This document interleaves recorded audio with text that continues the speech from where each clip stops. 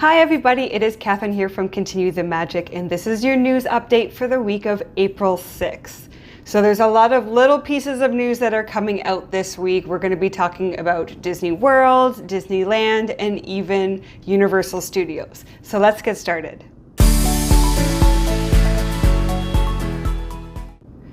So first things first, Josh D'Amaro is now officially the CEO of Disney starting March 18th. So again, we already have a lot in the works from him. I think the big one here will be that we'll see what happens at D23 and the new announcements that come out.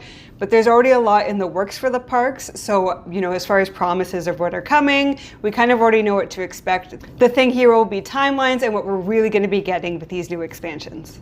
So let's jump over into the parks and talk about some of the new openings that are coming. So the first one is Buzz Lightyear Space Ranger Spin. This is the new refurbishment. We've got Buddy added in here. We've got the cannons that we can now hold and maneuver, and a lot of upgrades here. So I think this is a big win. It was actually supposed to open on April 8th, which is the date that this video is going to come out. But they've actually did a soft open as early as March 30th. So if you're in the area, head over there. You can experience this already. So that's a very exciting one to have a little bit of life brought back into Tomorrowland. So the next one is obviously Big Thunder Mountain. This one is big. It's been down for a really long time. I want to dig a little bit more into some of the things that we're going to be seeing when it reopens. So there's a lot more storytelling going on here now, which is very exciting. If you've ever leaned into, the Society of Explorers and Adventurers, there's a whole backstory there that I'd love to dig into at some point. But they're really tying that in to Big Thunder Mountain now. So for the first time ever, we're going to be seeing veins of gold running through Big Thunder Mountain. And why this matters is it really draws in that plot line that Bluey came and he was there for the mining, and that's what caused the issues and kind of the kickback from the mountain itself as it started to fight back against being mined. So the veins of gold is what brought them there in the first place, so they're tying in more of that story there. The other cool thing is we've seen a lot of concept art pictures of the Rainbow Caverns, but the nice thing here is not only is this part of the storytelling, that there's kind of this beautiful cavern that's going to change as you're going through it to be a little bit more ominous about the fact that they were coming and they were mining in this area and it's disturbing the spirits, but that this is actually a tie back to Disneyland. So if you know back in its history, they used to have the mine trains through Nature's Wonderland. So this was in the area before Big Thunder Mountain in Disneyland was opened. There was a slow moving ride through here. And the final scene from that was the Rainbow Caverns. And they did it at the time using a mix of blacklight and coloring in these waters.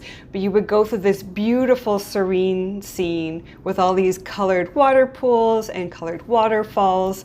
So they're bringing that back in with this kind of update to the Rainbow Cavern scene in Big Thunder Mountain. So it's interesting that it's a callback to a ride that was not in Walt Disney World, but that is an original from Disneyland. Now, Disneyland also has its own version of the callback. Where you're boarding the trains is Rainbow Ridge, which is still tying back to that original. But now we're going to have a tie-in at Magic Kingdom as well with these Rainbow Caverns. And they're going to be creating those looks in a completely new way using UV reactive fluids and fiber optics and kind of a new coating on the stalactites so that you get more of a reflective, shimmering look in the whole space. So really cool. I love it when Disney quotes its own history. A lot of Disney fans really do know that lore and are those history buffs, and those little Easter eggs mean a lot to the fan community. So it's really great to see them pulling that all back in. So now let's pop over to Disneyland and let's talk about Bluey's Best Day Ever. So this one's already open again. This was opened on March 22nd. And this is a new high energy show, obviously featuring the Bluey cast of characters. So this is already proving to be super popular. to kind of account for the spring break crowds, they've already had to add in and change the showing times to account for that extra demand. So I think this shows us in general that there's a big Bluey demand, and it's great that they're starting to, get the character meet and greets in the park. They're adding them to the cruise ships, and then we're going to have this new space in Animal Kingdom dedicated to this as well. I think this bodes well that it is actually going to start driving more attendance to that area of the park. So now, keeping with Disneyland, we're going to talk about the refurbishments. So a couple of these are already down. So this is the Jungle Cruise and Grizzly River Run are already down for refurbishment. The monorail and Roger Rabbit Cartoon Spin went down on March 30th for refurbishment. Toy Story Mania is going down on April 6th. We have the monorail going down on the 13th. And then Pirates of the Caribbean is rumored to be going down on May 4th for refurbishment as well. And we don't have reopen dates on any of this. So that's definitely something you're going to want to keep in mind if you are heading over to Disneyland, is there is quite a few things being refurbished at the moment.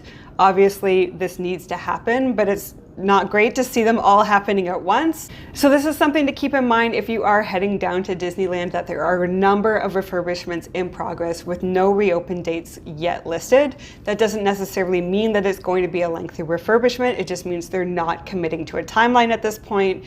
So I wouldn't book your trip expecting those to be open at this point. You're going to either want to wait for those dates when they are going to reopen, or go and book knowing that those may potentially be closed during your trip.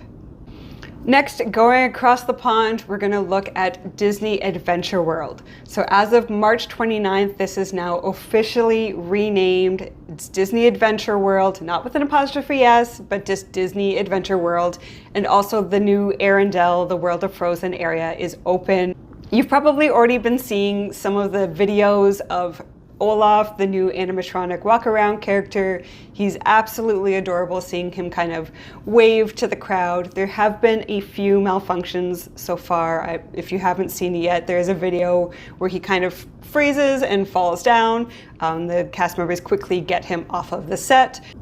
Obviously, this is something really new. It's something they've never done before, so it's not surprising that obviously there's going to be some technical difficulties, especially when you are opening so much at once. Hopefully they get those ironed out and we can get some consistent time with Olaf, because I know that that is going to be a big draw for this area. Lastly, moving over to the cruise lines, Disney Believe is going to be the newest cruise ship going to be joining the fleet. No firm sailing dates at this point, but they are saying kind of late 2027. We can expect bookings for that. This one seems to be really focused in on the princesses, kind of those dreams and hopes of the princesses. So you're going to see some classics, like they've called out Snow White and Ariel, but also some of our newer princesses like, Anna, Elsa, Moana. We can expect to see those on this new cruise line. So let's jump over to Disney TV now. So Star Wars Maul, Shadow Lord, this is a new show coming to Disney Plus. I'm recording this on April 6th, so tonight is actually the premiere of this show, and it's going to dig more into the history of Darth Maul and kind of his empire that he had. If you're a fan of Hannah Montana, it was her 20th anniversary on March 24th. So Disney Plus has curated an evolution of Miley on there if you want to kind of get your Hannah Montana fix and get to go celebrate that history. And heading over to the theaters, Pixar's new release, Hoppers, has hit $332 million box office. So this is great for Pixar. It's nice to show that there is support for new IPs so that we can continue to get some of those original stories coming out here.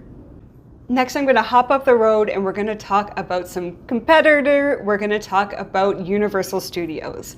So they have announced some details on their Hollywood Horror Nights 35. And this is going to bring back two classic icons from their previous season. So this is Jack the Clown and Dr. Oddfellow. So the first house that they announced is going to be a combination of these two characters in their own house. So that is really cool to see those bringing them back. Jack the Clown has been back a number of times and is a fan favorite. So it's great that they're celebrating that once again. This is also going to be their earliest start to Halloween Horror Nights. They are starting on August 28th and going through to November 1st.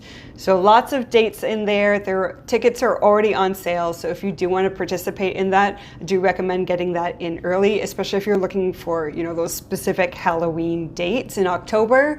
Obviously, there's probably less demand in the beginning of August if you're not looking at opening nights, but you do want to try and book those early if you can. Also on March 30th, to celebrate the release of Super Mario Galaxy in theaters, they've done a tie-in with Super Nintendo World at the parks where there is a hunt you can do for Luma. So this hunt is a limited time event, so if you do want to take part in that, make sure you get to Universal Studios to take part in that in the not too distant future. And lastly, we are still waiting for the opening of Fast and Furious Hollywood Drift.